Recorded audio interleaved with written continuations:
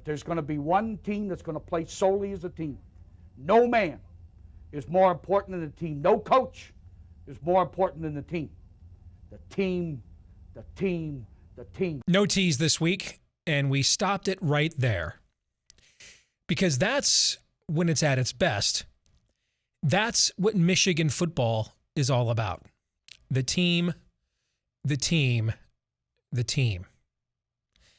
However, what it has become about in these last few weeks is Harbaugh, Harbaugh, Harbaugh. And Jim Harbaugh, I believe, has committed a cardinal sin of coaching. He's made it all about him. And as we sit here now on the brink of him getting on a plane and interviewing with the Minnesota Vikings, perhaps the worst of the 9 openings in the NFL so far this offseason, one of the worst cap situations in the league, straddled with the Kirk Cousins contract, oldest roster in the league, worse weather than Michigan has. This isn't going home to Las Vegas where Jim Harbaugh met his wife, Sarah, and she was a successful real estate agent, and the warm weather and a playoff team that's maybe a player or two away from being in a Super Bowl in a tremendous city and no state income tax. No, it's not that at all. Any of the narratives that we were given about why he wanted to pursue the NFL this time or would look at it or was using it for leverage have been completely and totally blown up by this gesture, which is why if I were Ward Manuel, the Michigan athletic director, I would tell Jim Harbaugh, if you get on that plane to Minneapolis, you're fired. You're Bill Frieder, and I'm Bo Schembechler. A Michigan man's going to coach Michigan. You're fired. You get on a plane and go somewhere on signing day to interview for another job, you're fired. You fired yourself. That's what I would say if I were Ward Manuel, but I'm not. I'm Steve Deace, Go Blue, and welcome to this week's episode of Michigan Podcast. As the Harbaugh turns, we should be operating with maximum momentum right now after such a breakthrough season. But instead, our head coach decided to let his ego get in the way while supposedly assuring players and recruits for weeks they had nothing to worry about. And now we sit here, early February, spring practice just around the corner, signing day just around the corner. 14 players are early enrollees from this class, now not knowing who their coach is going to be. Assistant coaches and their families re-upping on their homes, on tuition for their children, not knowing what their futures are going to be. Why? Nobody knows, because it's Jim Harbaugh. He doesn't have to have accountability, and the one time he got some, lo and behold, what do you know? The one time Jim Harbaugh got some accountability, we finally had the kind of season around here that we thought we were going to have several times by now. And now he wants to run. Now he wants to bolt. So let's take a look at kind of where I think we are and how we got here. And I don't really have any inside sources. I mean, you do this for long enough, and if you have a job, a day job with a profile like I do, you run into people that know things. But I'm not a source guy when it comes to Michigan. I hear stuff, but I don't know if it's secondhand, third hand. This is largely just based off of, I read people and news stories for a living. And I've been a 20-plus year subscriber to the 2 biggest Michigan sites, and I've been a Michigan fan since 1983. I was here when Jimmy was holding kicks as the backup quarterback, okay? So here's what I think we know about this. Number one, this is not about leverage. I still had people tweeting me today, this is all for leverage to get a better NIL. No, it's not about leverage. You don't use the Minnesota Vikings right before signing day for leverage. No. I think claims to the contrary, secondly, are all spin and rationalization. Spin from Harbaugh surrogates or slaps, rationalizations from fans that just don't want to believe that this is true. Number 3, I think Jimmy, the wife, family, somebody, etc., simply on some level is intrigued about returning to the NFL. This is not, number 4, about a lowball offer from Ward, but the lowest one that I have seen speculatively reported would still make Jimmy about the second highest paid coach in the league with incentives. So essentially a deal that kind of mirrors what James Franklin has at Penn State. Number 5, he has had his surrogates jump on Twitter to complain about money or, quote, hurt feelings. First of all, dude, you're 60. Hurt feelings? Get the bleep out of here with that, man. But anyway, you cannot go from rightly being praised for giving millions of your salary away and being quoted as saying you'll do the job for free to then having your surrogates go out in the media and complain about being lowballed. That's just terrible optics, man. So either get some better surrogates or tell them to shut up. That would be my advice. Number 6, I think this is obviously a terrible time for this to be happening. The fact that Jimmy has allowed this to go on for this long indicates how serious the interest in the NFL is. He would not knowingly sabotage a program he may have to return to coaching. Now, I don't know how he comes back. I don't. I have no idea you walk back in that building when you've left players and your coaches hung out to dry without knowing what the future is. I don't know how you do that. I don't. That's why I said a few minutes ago, if I were Ward Manuel, I'd tell him if you get on that plane to Minneapolis, you're fired. He has almost no buyout, okay? The Louisiana Tech coach has a higher buyout. So you're fired. You're Bill Frieder, and you fired yourself. So enjoy your travels. That's what I would say. Number 7, this is not like last year. Last year, yes, his extension talk lingered on when he didn't have a contract. But that was announced on January 8th. This has gone on for far too long to be anything other than he's just looking to leave for the NFL. I mean, at the time I sent this tweet, it was 58 days since the Big Ten Championship, 31 days since the Orange Bowl, add a day or two. Or depending on when you're watching or listening to this, add a few more. But plenty of time to get a deal done if he wanted it to be done. Number 8, even if he were to come back, you could be looking at a John Beilein situation. Remember, we were surprised to find out after the fact that Beilein had interviewed the year before he left with the Detroit Pistons. And then he turned around and left for the Cleveland Cavaliers. If Jimmy stays here, it's just because the NFL did not want him. We're the sloppy seconds here. We're the fallback.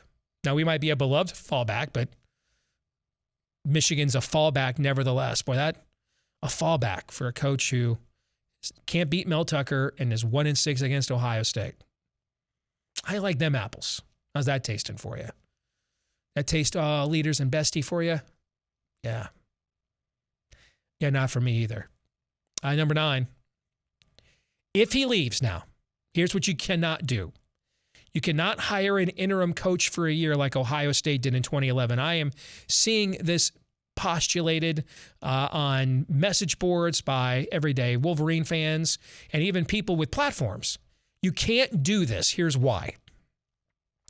When Ohio State did this with Luke Fickell in 2011, there wasn't an early signing period. All right, if you've looked at what's happened to recruiting classes for schools that fired their coaches since we brought in the early signing period 5 years ago, it has devastated their classes, which is why this year, for the first time, you saw programs firing coaches in season en masse in college football as an attempt to get ahead of this, to have a coach in place at least for a few weeks before that early signing period when 80 to 90% of the prospects that you would want are going to sign. So you can't do that. You would wreck. They're already recruiting the 23 class right now, and you haven't signed fully the 22 class yet. And by this fall, most of that recruiting will be done, and you'll already be going ahead in the wintertime for the 24 class. You can't do that. You potentially wreck 2 classes. Secondly, we have the transfer portal now with NIL slush funds. You don't think Donovan Edwards, you don't think Georgia, Donovan Edwards' second choice, hasn't called him up? Hey, man, did you see what happened to y'all in the Orange Bowl? Now you don't know who your coach is? We got a nice NIL deal down here for you at Acme Athens. How you like them? Apples. But that's a lot more than Michigan's NIL program. You don't think J.J. McCarthy is getting calls? There's so much talent in these younger 2 classes. Your roster will get raided. You cannot have an interim head coach. And if Ward Manuel says we're going to have an interim head coach for 2022, fire him on the spot. Can't do it. All right, that's suicide, frankly. All right, next, number 10. There is no one on staff with any semblance of resume that would get a head coaching job of this magnitude if they didn't already work here. I love Mike Hart. I wish maybe Jimmy would have waited 2 to 3 years to do this, and Hart is more groomed now, and you can hand it off to him if you want. But he's no way ready yet. Josh Gaddis was passed over at places like Virginia and Duke for a reason. Wouldn't you hate to wake up one day in May and read in the Detroit Free Press why that might be? So you have to do a national search, okay? You have to do a national search. Number 11. By the way, one more thing. Can we go back to Gaddis? Gaddis did a phenomenal job this year. I thought the other Michigan coordinator, McDonald, should have gotten the Broyles Award. But remember, this was the first time his offense was successful here. And it wasn't his offense. Yeah, I know he called the plays. This is largely Jimmy's stuff. They reverted back to a lot of Jimmy's philosophical schematic legacy in order to get that offense consistent and effective again. So, no. Next. Remember, the Michigan State hired Big Ten coach, the current Big Ten coach of the year, on an even later timetable just 2 years ago. It was February 4th, the day before National Signing Day, that Mark D'Antonio retired. So it was well after National Signing Day that Mel Tucker was brought in. It's not too late at all. In fact, right now you'd have the entire coaching carousel all to yourself. And given the foundation that Jimmy would be leaving behind, he has done a good job rebuilding the program, not to mention Michigan's tradition and resources, there's going to be major interest in this job. Major interest in this job. Number 12.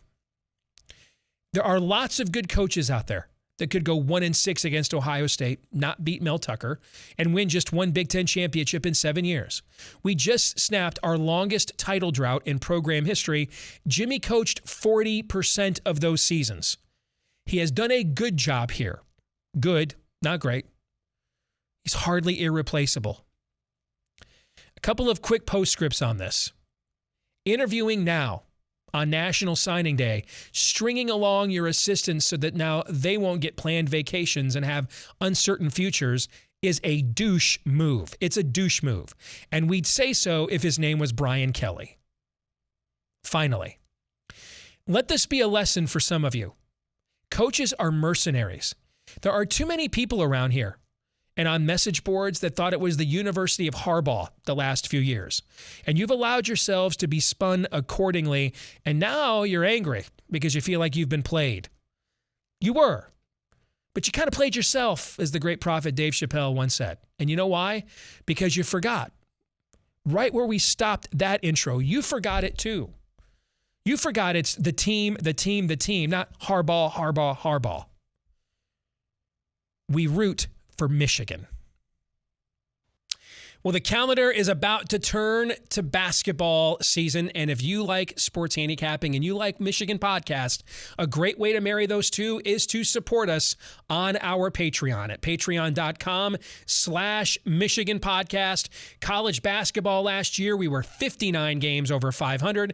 We hit 56% of the games in the NCAA tournament. We correctly advised you to take Baylor at 6-1 to win the NCAA tournament, which they did. We had a very good college basketball season last year, especially down the stretch, and we're loaded for bear now for the new season as well. And yes, we'll continue on with our football handicapping as well. So make sure you support us, just $5 a month. Who knows, it might win you some money when you go to patreon.com/Michigan podcast.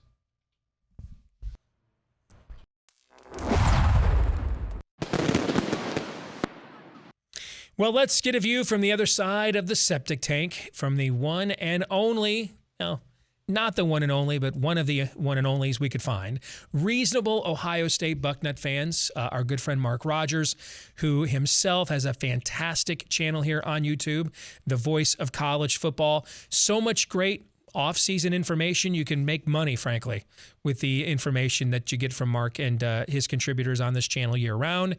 Good to see you again, my friend. How are you? Steve, it's great to see you as well. I'm doing well, and just having a good old time, just kicking back and waiting for this to unfold. So I want to get your take on some of the things I said before you came on. Number one, I said if I were Ward Manuel, I would tell Jim Harbaugh, you get on that plane to Minneapolis, you're fired. You have almost no buyout whatsoever.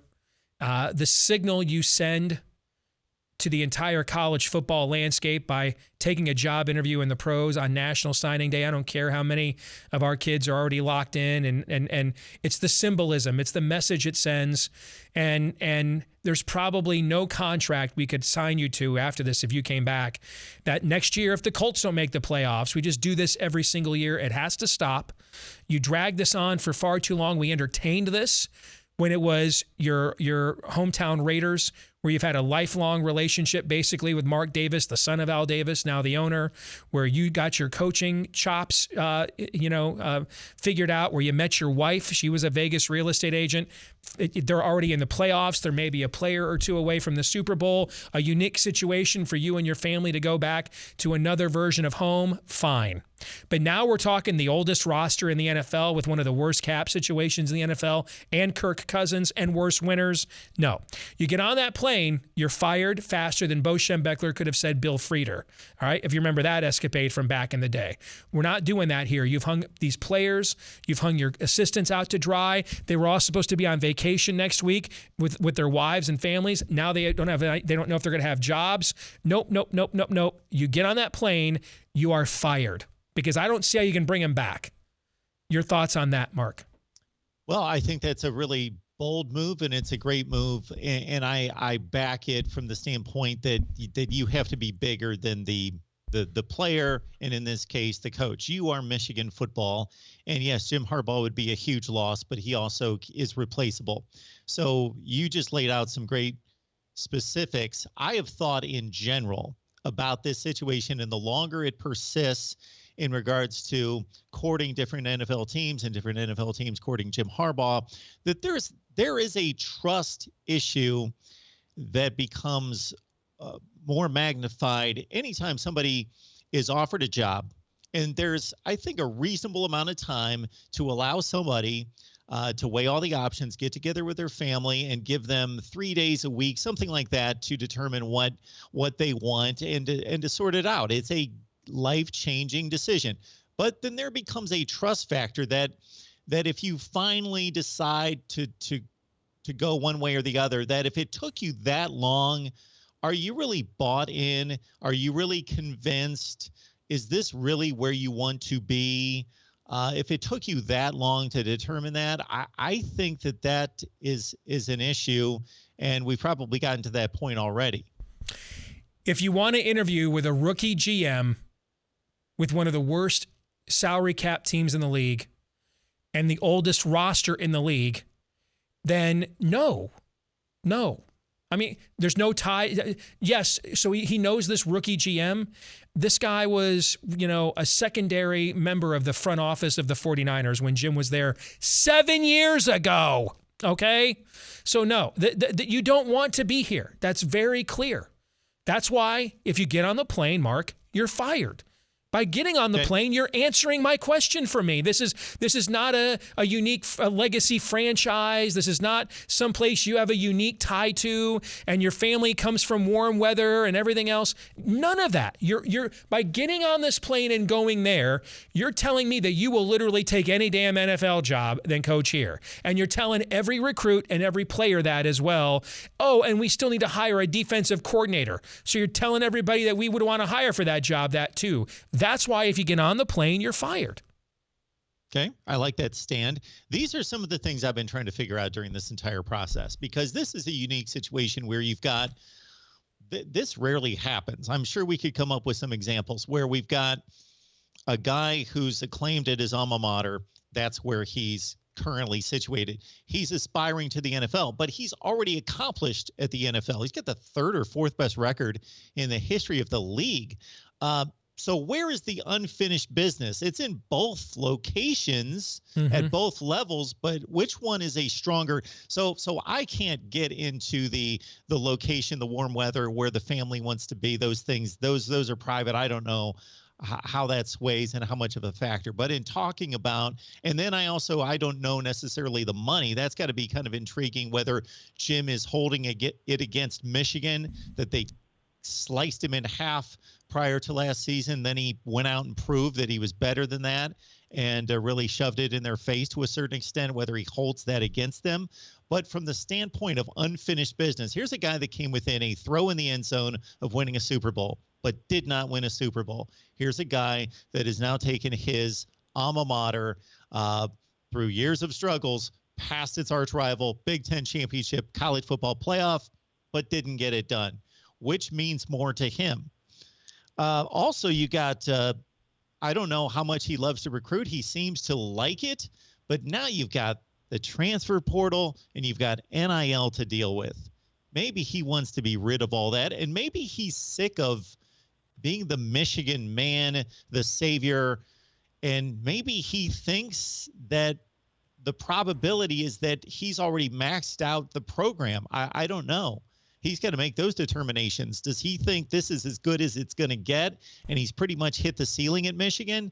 That's his determination to make in terms of sizing up this roster, what he's been able to recruit, and how much better he thinks it can get, or if he's hit that limit. I don't think any of those things are unreasonable. But if your answer is to take the Minnesota Vikings job, you just don't want to be a college football coach at that point. You just don't. I mean, you're just not interested. And everybody and their mother, dude, can you imagine, first of all, can you imagine if Jimmy gets on that plane and doesn't get the job? Brother, Paul Feinbaum's going to have to retire. His job just got too easy. Okay, I mean, the amount of clickbait that we have to put up with as Michigan fans, the amount of national media, no program gets more nationally media trolled than ours does.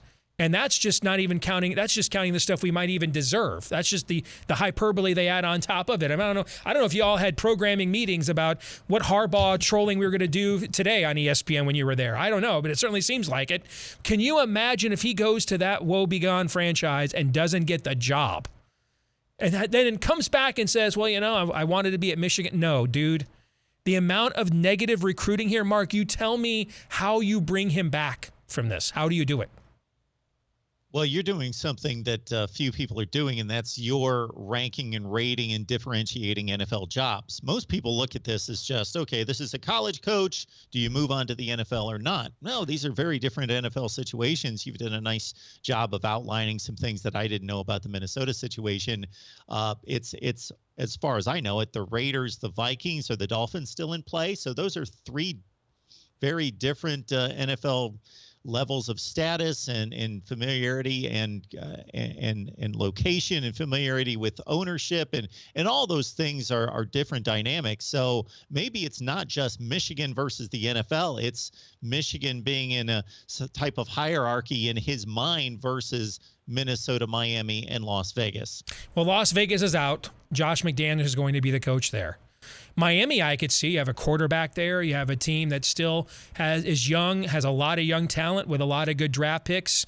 To me, I think that's a team that has had a winning record the last 2 years while grooming Tua. I mean, that one would make a lot of sense, particularly with Stephen Ross there, the well-known Michigan benefactor as the owner. And he could say, I'm not taking your coach away because he was going to go to the NFL anyway. I'm just bringing him here. That one makes sense. This doesn't make any sense at all unless you just want out. And once a coach sends a signal that he wants out, I just don't know how you come back from that. I don't know what the spin is. And the idea that he's maxed the program out, the reality is unless you're 2 or 3 other programs in the country right now, this is the max out. Finishing number 3 in the country and making the playoff. I mean, that's the max out, unless you're LSU and Joe Burrow landed in your lap, or you're Alabama, or you're Ohio State, or you're Georgia. I'm not even sure we can say Clemson is still there now after what we just saw this last year. I'm not so sure that you're watching kind of the end of their, elite run. I don't think people understand that between Homer Jordan and Rodney Gardner, and the Dabo era of Clemson football, they weren't very good most of, those 2 decades in between, right? So the idea that he's maxed out, well, I mean, winning the Big Ten championship and finishing top 3 in the country, that's pretty much a max out to 99% of this sport, Mark. So with going back to Ward Manuel and just kind of thinking of the timing of this whole situation. So we are 30 plus days from the Orange Bowl. So I got to think that there were conversations, or Ward Manuel must have had it in his mind whether he was able to effectively communicate this or was strong enough to put down a mandate to say, you know, we've had all these coaching jobs except for the Raiders going to the playoffs, which I don't know what date that took us to, but they were in the first round of the playoffs. That's been 3 weeks ago. That, Jim, we're going to give you a couple weeks. Oh, yeah. Ward should have put a deadline on this a while ago. Absolutely. Yes. Yeah. That should have been the situation. Yes. There needed to be a deadline because of a lot of factors, coaching staff, recruiting, and just the look of it as, you know, he's taking his tour across America and visiting every other NFL franchise. We're just waiting for him to come back. Come back home, Jimmy. So Not a good look. A week from now, when we talk to you again, are we either discussing how can Michigan possibly put Humpty Dumpty back together again here? Or are we breaking out a new coach hot board? Which do you think it is? I think Jim Harbaugh is still at Michigan in a week. I don't profess to be good at guessing these coaching scenarios, though. I think he's gone. I mean, it's more pathetic to bring him back because he didn't get the job. That's more pathetic. That's absolutely. That's the most. I mean, that's.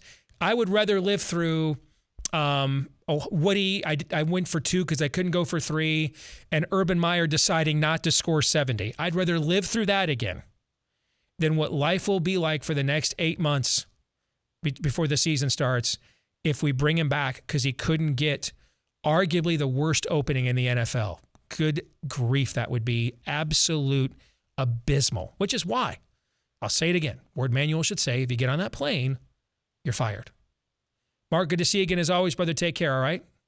Thank you so much, Steve. We'll see you. You bet. This week's Twitter poll results, we asked you, do you think Jim Harbaugh wants to continue being the Michigan football coach? Not Willie, but does he want to? Wow. 69.2% of you said no, you don't think he wants to be. 30.8% of you said yes. I go back to how we started the show. How do you bring him back? Furthermore, I can't imagine Jimmy's ego would allow him to get on a plane to Minneapolis to interview for a job that he didn't already know he was going to get. I mean, can you only imagine if he gets on a plane, goes to Minneapolis and doesn't get that job? Boy, howdy. Oh, my. Paul Feinbaum will have to retire because his job's just too damn easy now. Okay? Now, I can't believe Jimmy's ego. You want to talk about desperate, man. That's desperate. Feedback of the week. This comes from Jeremy, who says, if Jim Harbaugh leaves Michigan, people like Steve Deace should be held accountable for this.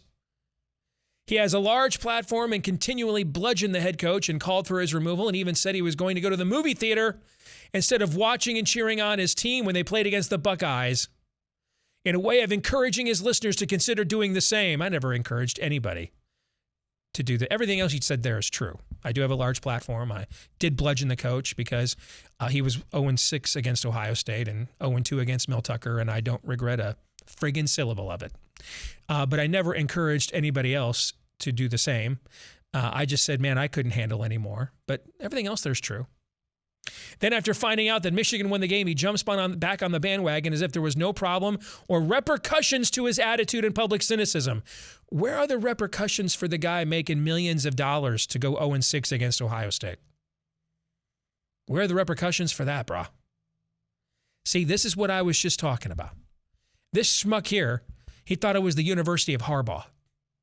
Man, I don't give a chit if the coach is a Muslim, pansexual, vegan lizard person. I don't care. I don't care. Win. That's it. Win without recruiting menaces to society. I don't care what your APR does, and frankly, neither does 85% of the fan base. I mean, don't defecate on the university's academic integrity.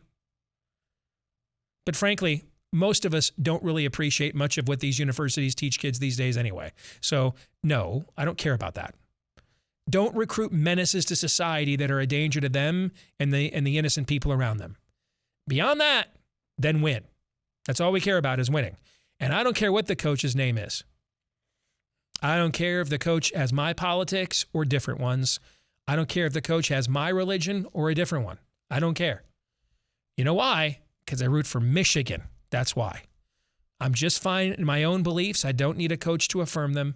I need the coach to win. I can handle my beliefs just fine on my own. I don't need anybody to help me with that. What I can't do, though, is help my favorite team win on their own, just like I had nothing to do with them losing. Believe me, if I had that kind of power, we would not have been 0-6 against Ohio State. We would have beaten them maybe once or twice else. No, we can't coach the team, so we need a coach that will coach the team. Just coach the team, as opposed to using the team as a platform for his own ego. So I didn't lose any of those games. Jeremy, I didn't lose any of those games against Ohio State, including the final two losses, which were arguably the two most embarrassing losses Michigan football has had on a national stage in 50 years. I didn't lose all these bowl games in a row. I didn't go 0-2 to Mel Tucker. I didn't make James Franklin look like a good coach every other year. I didn't do any of that. Your boy did. You know, your same boy now who's running off to the over-the-cap oldest team in the NFL, Minnesota Vikings. Your boy. So I'm not your problem, brah. Your boy is. That'll do it for this week's episode of Michigan Podcast. Don't forget, you can follow us on Twitter at Michigan Podcast to keep up to date on what we think all things maize and blue between now and the next episode. Also, like, rate, share, subscribe, 5-star review, follow, whichever applies to however you access the show, whether it is watching right here on YouTube or listening on iTunes, etc. Help us to find more Michigan fans just like you. Not more Harbaugh fans, not more whoever the next coach is fans. We root for Michigan. When people do well for Michigan, we root for them. When they do Michigan dirty, we root against them. Okay? We're not a cult. We are fans of a team, not a cult of personality. We root for Michigan. Go Blue.